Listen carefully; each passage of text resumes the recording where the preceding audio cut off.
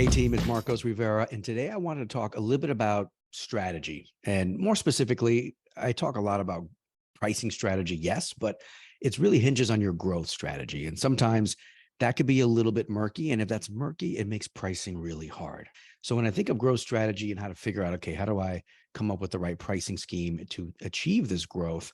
There are really three dimensions that you ought to dig into early to get a very clear picture, a realistic picture of where you are, and then the investment required to get you where you need to be to fully embrace the new strategy and approach.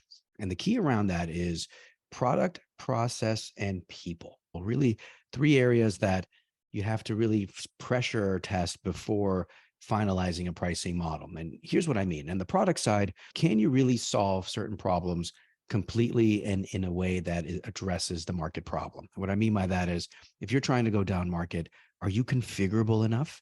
Are you easy and quick enough to get up and running?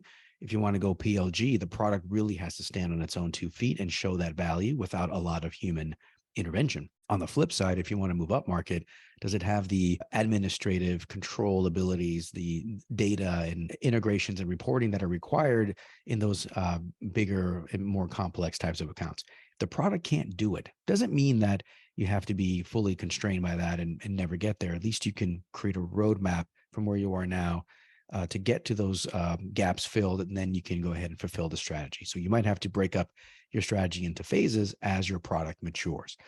The next thing is around process, and process is around operationalizing different processes that support growth and support your pricing. So if you want to shift from a user seat model to, say, a usage model where you're counting something, make sure that you can track it, meter it, count it, and bill for it. Not all those things are the same, they're related, but you have to make sure that you have the right instrumentation and people in place to manage that process. That could also mean moving from annual contracts to month or the other way around.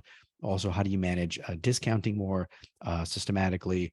All the real things around process that involve people, you want to make sure that you have those things well defined. Then the third one is people themselves, your people. And this is, do you have the right personnel? Maybe you just started, for example, your customer success team. They're brand new, they're just up and running. And so if your pricing and growth really leans or hinges on the success factor, meaning getting folks to grow, buy more, do more, the longer they're with you, then you want to make sure that you're tempering that and giving that the right type of ramp in order for it to work. And so if you're trying to shift strategies, maybe you've been PLG and you want to introduce AEs and sales, that's another area where you want to make sure you're not mature yet. You don't have the people skills, functional roles yet well defined, but just make sure that the pricing model and the people you have that are working behind the scenes to sell or upsell all align there. You have the right people in place. Your product, your process, your people. If you get a really clear picture of where you are now, where you need to be, connect that with the pricing model and your growth strategy, and you'll be far more successful and grounded in reality. All right, that's all for now. I hope this was helpful to move away from all that guesswork. We'll see you next time.